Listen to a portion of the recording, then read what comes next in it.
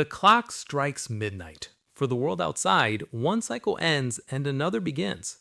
Notifications start to vibrate, digital sparks of happy birthday, and ready made phrases that seem to echo in an empty room. But for you, the sound is different. There are no internal fireworks, no electric anxiety that society insists we should feel. You look in the mirror and see the same person as yesterday. Perhaps you feel a slight discomfort, not because of the day itself, but because of the discrepancy between what the world expects you to feel and what truly lives in your chest. There's a silent melancholy in realizing that while everyone expects a celebration, you just want the day to pass quickly, that the sun sets and takes with it this invisible obligation to be the protagonist of a play you never asked to perform in. It's not bitterness, it's not depression, it's something deeper. Something psychology has begun to decipher in the folds of our perception of time and personal value. We live under what some sociologists call the happiness imperative. Since childhood, we're taught that a birthday is the peak of individual existence. It is the day when the world stops to validate us. But what happens when that validation feels performative? For many people, the disinterest in their own birthday is born from social exhaustion. It is the fatigue of having to manage other people's expectations. You find yourself thanking messages from people who haven't spoken to you in months, smiling for cameras that capture a joy that isn't there. Social psychology explains that when a cultural norm demands a specific emotion, like euphoria on your birthday, and we don't feel it, an emotional dissonance occurs. You feel like a stranger in your own body. The detachment from the date is often a defense mechanism against this social falseness.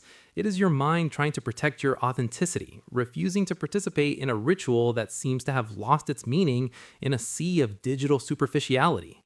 For most, a birthday is a progressive count. I'm 1 year older. For those who face the date with indifference or melancholy, the perspective is regressive. I have 1 year less. Existential psychologist Irvin Yalom discusses in his works how chronological milestones function as reminders of finitude. A birthday is one of those existential alarms that ring without our consent. While some celebrate the life lived, others feel the weight of what has not yet been achieved. The birthday becomes a courtroom where you are both judge and defendant. You evaluate your successes, your failures, and the distance between who you are and who you thought you would be at this age. This balance sheet of the soul is exhausting. Often, indifference is a form of anesthesia. If I don't give importance to the day, I remove its power to charge me. I turn the monster of time passing into just another weekday. It is an attempt to normalize the flow of life, avoiding the peaks of anxiety that milestone dates usually cause. It is the desire to be defined by who you are every day, not by a number that changes every 12 months. Developmental psychology offers an interesting lens on why some people disconnect from this date. Attachment theory, developed by John Bowley, suggests that our early experiences of care shape how we perceive our value in the world. If at some point in your story your emotional needs or achievements were minimized, your brain may have learned to turn off the expectation of celebration. If you grew up in an environment where your special day was just another day, or where the focus was always on others' needs, you developed a shielded emotional independence. You learned that you don't need a specific day to feel validated, because you learned to validate yourself, or to survive without that external validation.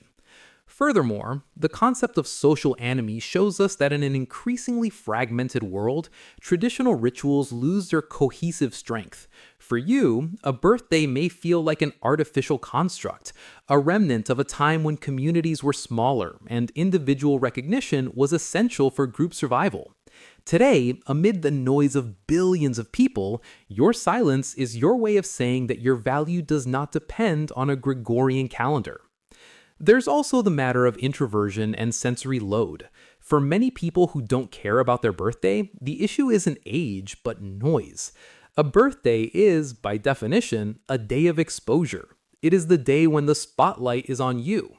For a more sensitive nervous system, this is not a gift, it's an energy drain. Personality psychology identifies that individuals with high levels of introversion or sensory processing sensitivity may find unsolicited attention invasive. Receiving calls, replying to messages, and being the center of attention at a dinner requires a social performance that consumes immense cognitive resources. When you say, I don't care, About my birthday, what you might actually be saying is, I value my emotional energy. You prefer the depth of a casual conversation on an ordinary Tuesday to the blinding and superficial shine of a birthday party. It is a choice for self economy. It is understanding that your peace is worth more than other people's entertainment. We reach a crucial point: the validation of your indifference. Society tries to pathologize those who don't follow the flow. If you don't like parties, they say you're antisocial. If you don't care about your birthday, they suggest you have low self esteem. But modern psychology proposes a different view.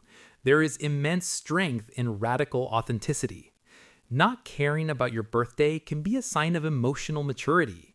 It is the stage where your sense of identity is so well resolved that you don't need external milestones to confirm it.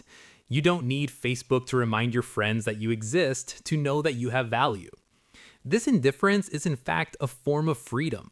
It is the freedom of not being a slave to dates. It is the freedom to celebrate life when you feel you should, perhaps in a professional achievement, perhaps in a moment of silence in nature, or perhaps on any random Wednesday when you genuinely felt at peace. When you remove the weight of your birthday, you gain 364 days of freedom to be whoever you want, without the pressure of having to be happy on a scheduled date. So if today is your day, or if it is approaching, and you feel only the desire for silence, know that it's okay. You are not broken, you are not cold, you are simply someone who has learned to distinguish between noise and essence. Philosopher Jean-Paul Sartre said that we are what we do with what has been done to us. If the world tried to make you an eternal seeker of applause, your indifference is your act of rebellion.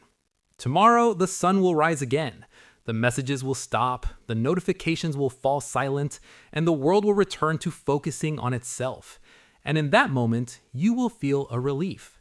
The peace of simply being you, without titles, without candles, without expectations. Because in the end, life does not happen in the big milestones, but in the small intervals. Your life is happening right now, in the way you breathe, in the way you protect your peace, and in the way you choose who deserves access to your soul. And that, my friend, is something no happy birthday can translate.